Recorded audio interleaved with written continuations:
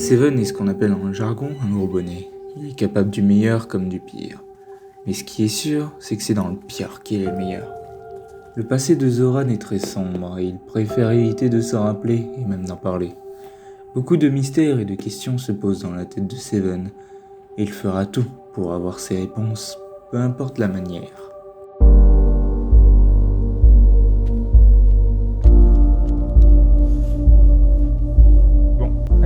Bonjour. Hola, señor. Je suppose que vous êtes le fameux Seven que je dois interviewer. C'est ça, exactement. Assieds-toi, Bien, je t'en prie. Je vous remercie. Hop. Bien, enchanté, je suis Chris Redfield et je suis donc là pour vous interviewer. Très bien, enchanté, Chris. J'ai entendu parler de toi aussi. Ah, Content de te voir. de même. Et bonjour au monsieur qui se trouve à côté de vous. Monsieur que tu vois à côté de moi, c'est une légende vivante, c'est le padre. Très bien, enchanté monsieur. Eh bien, j'aurais du coup quelques questions à pouvoir vous poser. Tout d'abord, j'aimerais Écoute, que déstresse-toi, vous puissiez- déstresse-toi. Tracasse pas. D'accord. Du coup, j'aimerais que vous puissiez vous présenter afin que je puisse en savoir un peu plus sur vous. Ok, très bien. Alors, je vais commencer par où? On va dire que les gens me connaissent sur le nom de Seven. Les gens me connaissent pour être collectionneur d'armes et être le bras droit du Pradare. Ça, c'est une étiquette, ça. C'est comme ça que les gens me connaissent, on va dire. D'accord, je vois. Pourquoi avoir justement choisi ce nom de code Seven? Parce que je suppose que c'est un nom de code, n'est-ce pas? C'est ça. Écoute, au début, c'était déjà le nombre qu'on était dans la patrie, avant que je les exécute tous un par un, parce qu'ils ont tous essayé de me mettre des coups de couteau dans le dos. Il en reste que D'accord. un survivant. Le 1, c'est le mien. Un 1 à l'envers, déjà, ça fait le 7. Et 7, c'est mon chiffre de bonheur, on va dire, qui m'a toujours bien porté, tu comprends. D'accord, je vois tout à fait. Vous avez un petit accent, vous êtes de quelle nationalité? Alors, comme je t'ai dit, Seven, il est mexicain. Mais après, est-ce que moi, je suis mexicain? Ça, c'est la question. C'est ça. On va dire que j'ai un accent mexicain. Très bien. Donc on va pouvoir dire que vous êtes mexicain du coup. C'est ça. D'accord. Vu qu'on est un peu sur cette île avec beaucoup quand même, on va dire, d'infectés, comment vous l'avez vécu cet événement, de tous ces morts qui se réveillent pour essayer de nous tuer, hein, clairement? Écoute, après, j'ai connu dès mon enfance, j'ai connu des choses très difficiles et très difficiles à voir. Et on va dire que j'étais préparé grâce à des informations que j'avais reçues du cartel au Mexique. Et eux étaient bien informés et ils étaient préparés à voir ce genre de choses. Et comme je t'ai dit, on a vu pire que ça. C'est pas du tout la zombie qui vont faire peur. Ok. Et maintenant, comment vous vivez avec cette pandémie?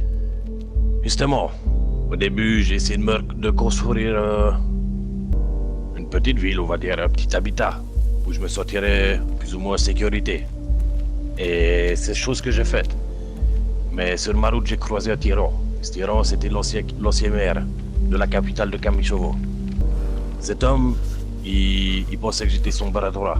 Et dans ses plans, il y avait un de ses plans où c'était éliminer le Padare. Et ça, c'était hors de question. Le Padare, dès que je l'ai croisé, j'ai vu que c'était quelqu'un de parole avec qui j'allais pouvoir faire du business.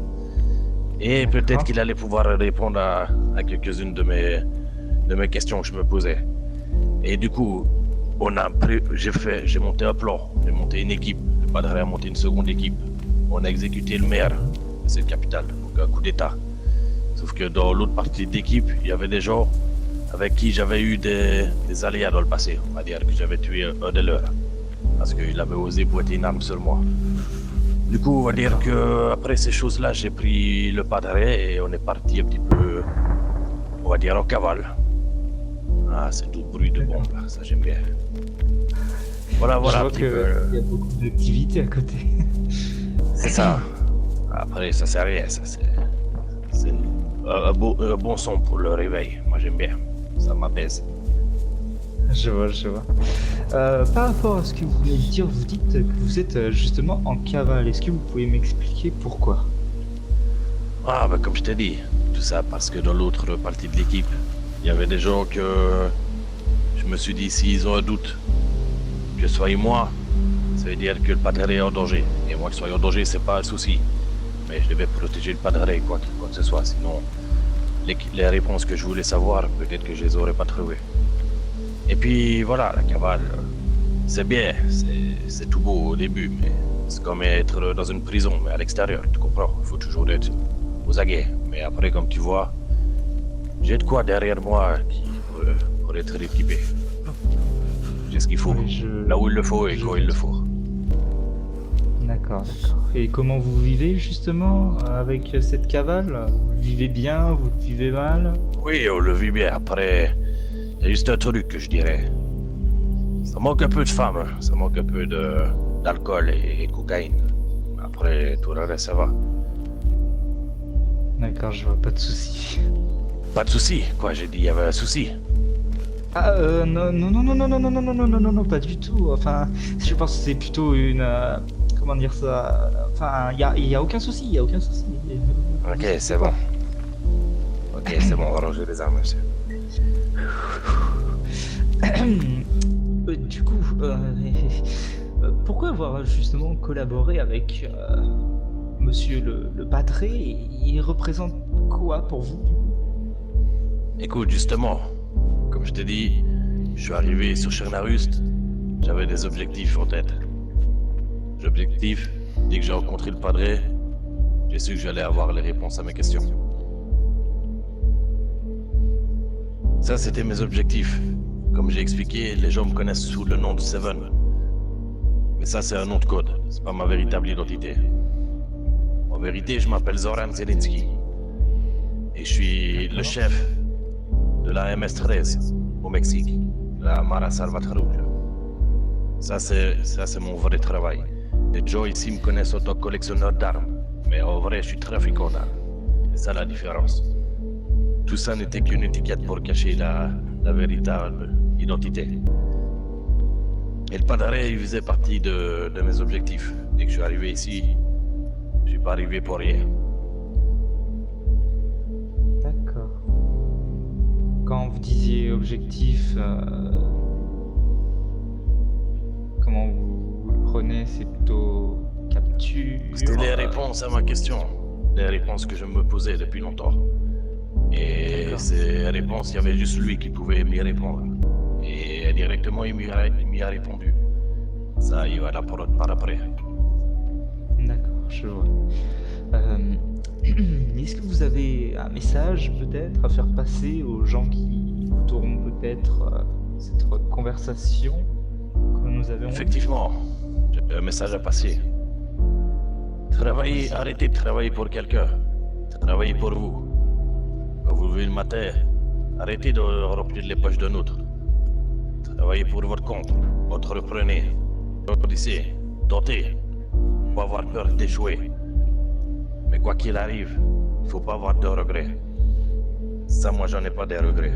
Et en tout cas, toutes les missions que j'avais à accomplir ici sur Chernarus, elles ont été accomplies. Et justement, vu que vous dites que vous n'avez plus d'objectifs, vous le voyez comment votre avenir? Alors justement, j'ai plus d'objectifs, mais j'ai plus d'objectifs sur Chernarus. J'ai encore d'autres objectifs à accomplir. Certainement au Mexique ou ailleurs, à voir. En tout cas, ma venue sur Chernarus m'a permis d'avoir toutes les réponses à mes questions. Et j'ai une dernière mission. Cette mission, ça va être de retrouver la femme du padré. Et j'ai réussi à reprendre contact avec mon beau-frère pour quitter cette île. Léon S. Kennedy. Qu'est-ce que tu me racontes, Seven, là? Mais désormais, Chernarus, ce n'est plus pour moi. Padré, je l'ai retrouvé. Seven est le maître à jouer sur cette île. Il a réussi à monter une équipe en période d'apocalypse. Le but principal de cette dernière était de trouver les réponses à ses questions, mais cela, seul lui le savait. Dès qu'il a rencontré le padre, il savait que son objectif allait être accompli. Beaucoup de messages subliminaux étaient prononcés par Seven lors de son passage sur Chernarus. Il avait toujours été flou sur son passé. La moindre des choses qu'on puisse dire, c'est qu'il a dévoilé énormément de choses lors de cette interview. Zoran Zielinski, de son vrai nom, était selon nos informations à la tête d'une organisation criminelle sur le sol de Chernarus. Le trafic d'armes était sa principale activité. Il s'est fait connaître en préparant le plan d'exécution du maire de l'ancienne capitale Kamichovo. Les gens le connaissent en tant que collectionneur d'armes, en tant que bras droit du padre. Mais ce n'était qu'une image pour cacher ses réelles intentions et objectifs. Son objectif principal était de retrouver le padre, son padre. Voilà l'information principale de cette interview. On comprend maintenant mieux pourquoi il a toujours été vaste sur son passé. Même le padre ne s'attendait pas à cela, mais tout était pourtant la stricte vérité. Seven a réussi à entrer en contact avec Léon, son beau-frère, le beau-fils du padre. Maintenant, ses objectifs remplis, il était temps pour lui de régler une autre mission. Retrouver sa mère, la femme du padre. Chernarus, je pense que ce n'est désormais plus pour moi. Voici la dernière phrase prononcée par Zoran Zielinski, alias Seven, lors de cette interview. Reviendra-t-il un jour, une fois sa nouvelle mission accomplie ? Seul le temps nous le dira. Et s'il revient, quels seront ses objectifs ?